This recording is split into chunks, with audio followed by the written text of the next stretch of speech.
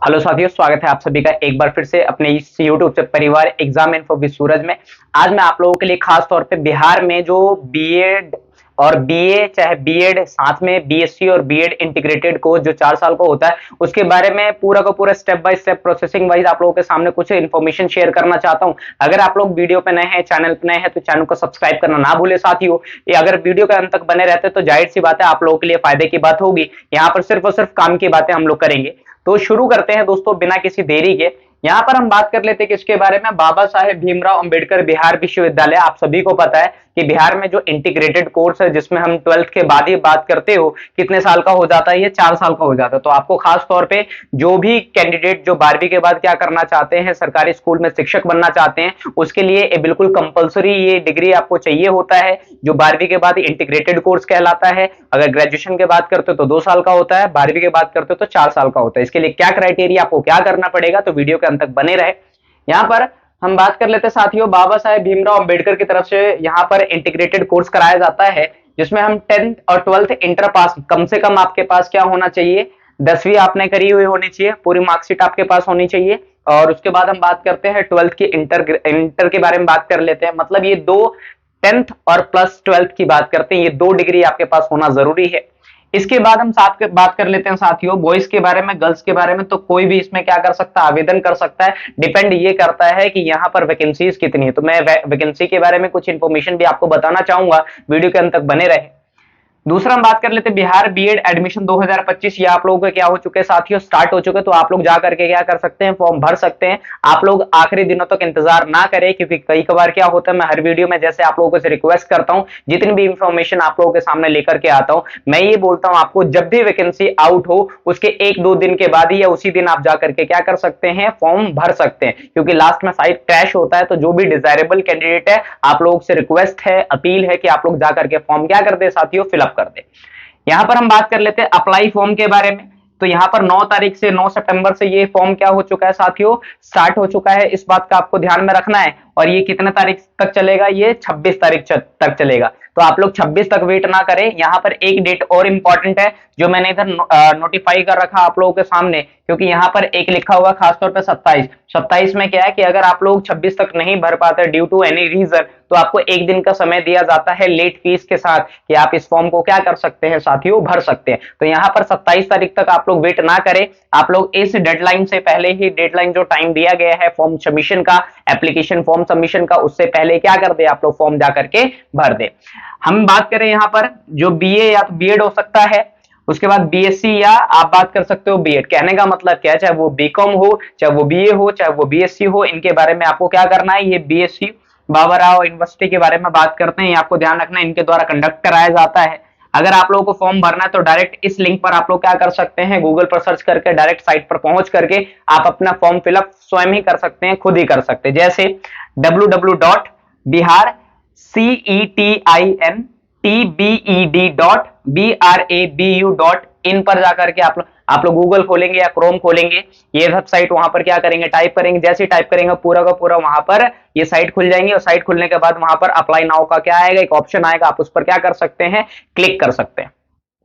यहां पर ये ज्यादा इंपॉर्टेंट रोल है। आप सभी को पता है साथियों, हर एक राज्य अपना जो एंट्रेंस एग्जाम है बीएड का वो अलग लेती है। जैसे हम दिल्ली यूनिवर्सिटी के बारे में बात करते हैं, या दिल्ली बोर्ड्स के बारे में बात करते हैं, जो खासतौर पे बीएड के एग्जाम कंडक्ट कराती है। तो यहाँ पर 300, 350, 352 इस तरीके से सीट निकालती है। यहाँ पर जो सीट का जो नंबर है आप बात करोगे 400 दिया हुआ है। तो यहाँ पर आपको कंपटीशन टफ देखने को मिलता है। तो कहीं ना कहीं आपको मेहनत नहीं, बहुत ज्यादा मेहनत करनी पड़ेगी, हार्ड वर्क के साथ साथ स्मार्ट वर्क के। अब यहां पर ये जो 400 सीट है, ये आप लोगों के लिए फाइट करना पड़ेगा।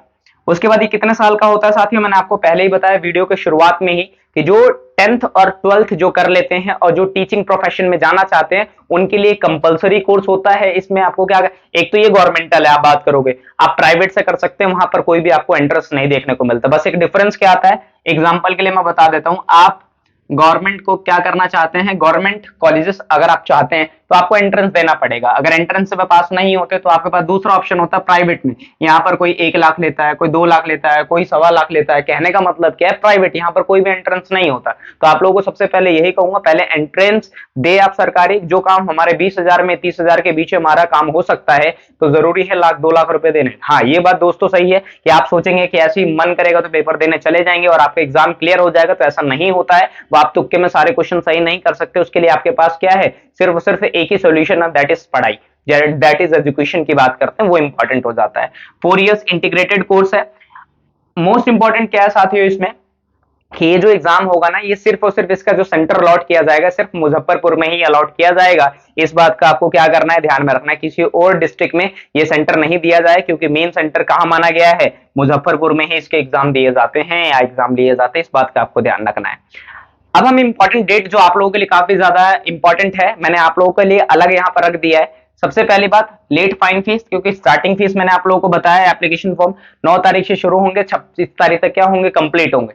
27 तारीख मैंने इसलिए यहाँ पर लिखा है क्योंकि यहाँ पर 27 तारीख आखिरी दिन माना गया साथियों। तो ये कहीं ना कहीं खास तौर पे डेडलाइन है। लेट फीस जैसे मान लीजिए जर्नल का कितना 1000 है, तो आपसे 1500 भी ले सकता है, 1200 भी ले सकता है, 1100 भी ले सकता है। मतलब लेट फीस चार्ज ऐड करके आपसे यहाँ पर इतना पैसा ले सकता है। तो आप लोगों को क्यों एक्स्ट्रा पैसा भरना, आप लोग पहले क्या करते, फॉर्म भर दे। मैं बार बार इस चीज को बोल रहा हूँ। यहाँ पर इन्होंने मेंशन कर दिया है कि पूरा एप्लीकेशन फॉर्म कब से कब तक होंगे, एडमिट कार्ड कब आएगा, एग्जाम कब होगा और इसका रिजल्ट कब आएगा, ये भी आप चेक कर लीजिए। यहाँ पर जो एडमिट कार्ड है ये 7-10 यानी कि जो अगले महीने से अक्टूबर से क्या हो जाएंगे, स्टार्ट हो जाएंगे। और इसके जो एग्जाम आप बात करेंगे वो 12 तारीख 10वां महीना यानी कि 12 अक्टूबर 10वें महीने से आप बात करेंगे, वो एग्जाम सेंटर्स क्या होने चाहिए, यानी कि जो मुजफ्फरपुर में एग्जाम लिए जाने शुरू हो जाएंगे। 7 तारीख तक एडमिट कार्ड आना शुरू हो, क्योंकि आप सभी को पता है कोई भी एंट्रेंस एग्जाम होता है साथियों, या कोई भी एग्जाम होता है, चाहे वो सेंटर का, स्टेट का, जिस दिन आपका एग्जाम है उससे 3-4 दिन 5 दिन पहले ही आपका एडमिट कार्ड अलॉट हो जाता है, जिससे कि आप अपने पूरे सेंटर के इन्वेस्टिगेशन करके वहां पर टाइम से पहले क्या कर सकते हैं, पहुंच सकते हैं। तो 7 तारीख को क्या होगा, एडमिट कार्ड आएगा आप लोगों का साथियों, और 5 दिन के बाद यानी कि 12 तारीख को आपके एग्जाम होने शुरू हो जाएंगे। इसका 10-7 दिन के बाद ही आपको यहाँ पर 5 दिन के बाद ही आपको यहाँ पर रिजल्ट देखने को मिलेगा। मतलब देखिए दोस्तों, यहाँ पर 5-5 दिन का समय दिया जा रहा है। 7 तारीख को आपका एडमिट कार्ड आएगा, 12 तारीख का आपका एग्जाम लिया जाएगा और 17 तारीख को ही आपका क्या अनाउंस कर दिया जाएगा, रिजल्ट अनाउंस कर दिया। तो यहाँ पर सब काम जल्दी में। क्यों ऐसा हो रहा है साथियों, क्योंकि बिहार में नवंबर में ही क्या आपको देखने को मिलता है, नवंबर और दिसंबर में ही विधानसभा के चुनाव देखने को मिलता है। तभी तो वहां पर सरकार स्कॉलरशिप दे रहे हैं, 50,000 महिला रोजगार योजना चला रहे हैं, कहने का मतलब इंटीग्रेटेड कोर्स ला रहे हैं। तो ये सारी चीजें आपको ध्यान में रखनी है। बात कर लेते हैं एप्लीकेशन फीस के बारे में। तो यहाँ पर ज्यादा दिया गया, ऑब्वियस सी बात है दोस्तों, यहाँ पर सरकारी चीज है। जर्नल के लिए कितना रखा गया, 1000 रुपए। ईडब्ल्यूसी के, ईडब्ल्यू एस के लिए, ईबीसी के लिए और बीसी के लिए, यहाँ पर देखिए आप सभी को पता है बिहार में अपने क्या होता है कि ओबीसी होते हैं, उसको 2 भागों में रखा जाता है, ईबीसी या BC2 या BC1 बोल सकते हैं, BC2 बोल सकते हैं। उनके लिए कितना रखा गया, 750 रुपए। और हर एक कैटेगरी के महिलाओं के लिए खासतौर पर यहाँ पर 750 रुपए रखा गया। लेकिन अगर SC ST है तो यहाँ पर सीधा इनका क्या कर दिया गया, हाफ कर दिया गया, 500 रुपए कर दिया गया। इसके साथ साथ यहाँ पर जो मेन इंपॉर्टेंट है, इसका पैटर्न क्या होता है साथियों, कि आखिर जो एग्जाम की बात चल रही है, एंट्रेंस की बात चल रही है, उसमें कितने सवाल पूछे जाते हैं। तो यहाँ पर मेन क्या है, टोटल सवाल यहाँ पर पूछे जाते हैं 120, और यहाँ पर टोटल कितने नंबर के होते हैं, ये 120 नंबर के। इसका मतलब कि ईच क्वेश्चन कैरीज 1 मार्क्स की बात करते हैं, कि मतलब हर सवाल अपने आप में कितने नंबर का, 1 नंबर का।